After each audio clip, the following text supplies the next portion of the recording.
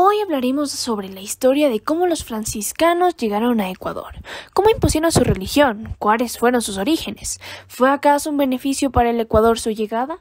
¿Cuáles son las versiones de la historia? Pues quédate para averiguarlo. Aquí te contaremos la historia completa sobre los franciscanos. En el año 1206 existió un hombre que renunció en todo sentido a su padre biológico y a los bienes que éste pudiera heredarle, tan solo con la finalidad de reconocer a Dios como su único padre legítimo.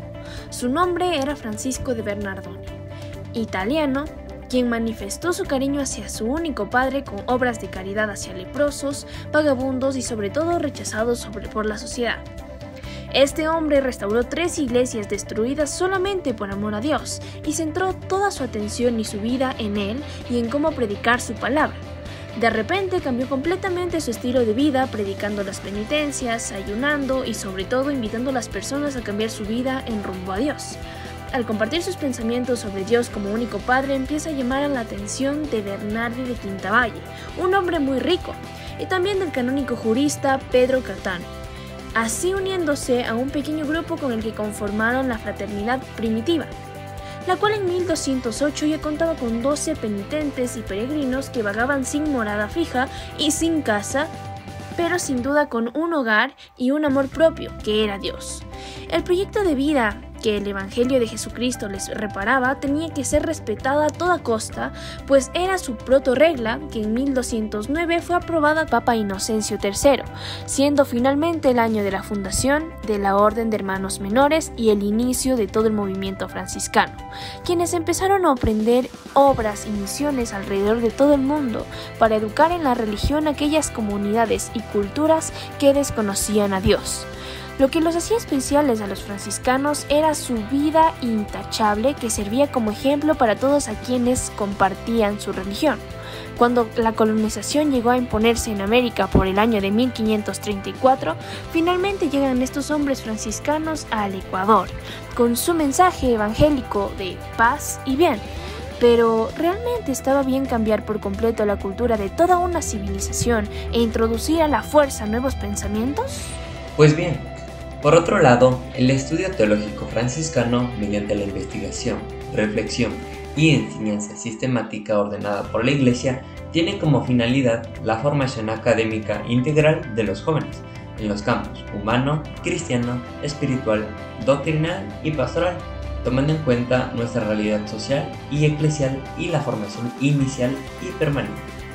Su objetivo es que las personas que egresen del estudio teológico franciscano posean convicciones y criterios doctrinales, morales, metodológicos claros que les permitan continuar con la investigación y el diálogo para que así puedan afrontar las grandes exigencias de las culturas de nuestro pueblo en orden a su evangelización. Por tanto, al sumergirnos en su testimonio histórico y herencia para preguntarle a San Francisco cómo es Dios, no nos llevaría ninguna respuesta oculta y rebuscada que satisfaga nuestra curiosidad. Entonces, ¿por qué San Francisco es y ha sido referente en la teología? La respuesta es porque San Francisco es testigo de Dios vivo y como testigo solo se le pide que describa su experiencia y que narre lo que ha vivido, y de cómo la realidad de Dios se avala precisamente con el testimonio de su propia vida. San Francisco aparece ante nosotros como evidencia de lo que Dios es capaz de hacer en el hombre. Está afirmando su testimonio y al mismo tiempo nos remite a esta hondura divina que nos invita a tomar con seriedad. La teología, en fin, va más allá de las ideas, de los conceptos y de los argumentos intelectuales. Desde la mística franciscana, tiene que ver además con la concepción de los hechos y de la vida, con la experiencia de Dios encarnado en la historia de todos y en la de cada uno. No obstante, los franciscanos también crearon la idea central del Colegio de Caciques. El proyecto consiste en la evangelización de las élites indígenas quiteñas durante la etapa colonial. El Colegio de Caciques San Andrés fue fundado por la Orden Franciscana en 1553.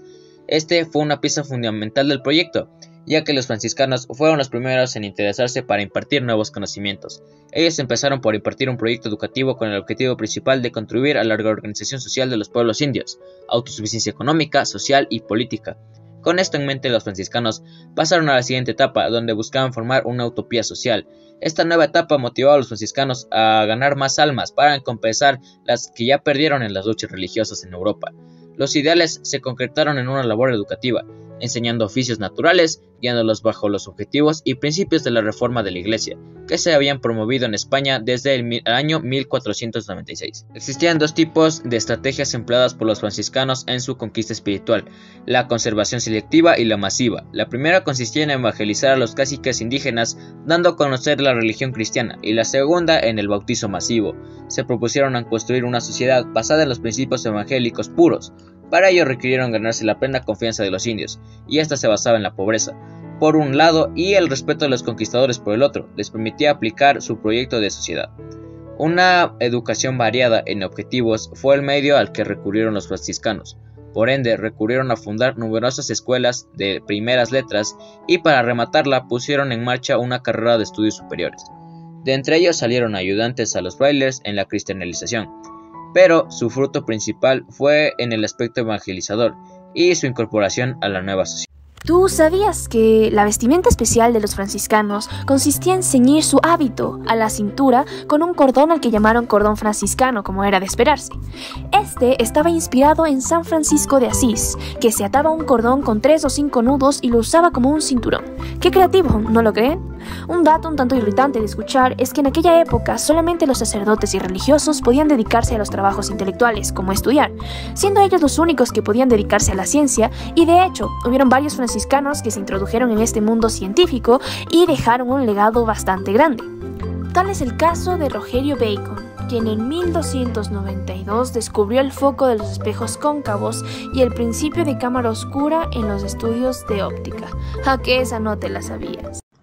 Dentro de la cultura franciscana no nos podemos olvidar de sus principales obras, como por ejemplo en la arquitectura la iglesia de San Francisco de Quito, que es considerada una joya de la arquitectura continental por su mezcla de diferentes estilos combinados a lo largo de más de 150 años de construcción. En esto, la distribución espacial partía de la iglesia, su eje rector, y desde ahí se abrían las galerías claustrales en donde normalmente se distribuían las celdas, el refectorio, la sala capitular, la bodega y el locutorio.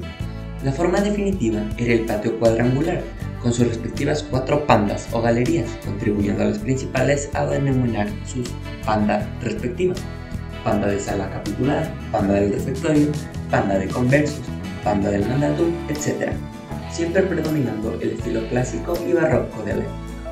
El conjunto arquitectónico de San Francisco de Quito estuvo necesariamente ligado a su entorno urbano, ya que existen 3 espacios que definieron las relaciones con el mundo exterior. Estos son la plaza, el atrio, la iglesia y las capillas. La orden franciscana lleva presente en el Ecuador 480 años, ganando fervientes seguidores, transmitiendo el mensaje evangélico de paz y bien al estilo de Francisco de Asís y al servicio de los hermanos pobres, desamparados y excluidos de la sociedad.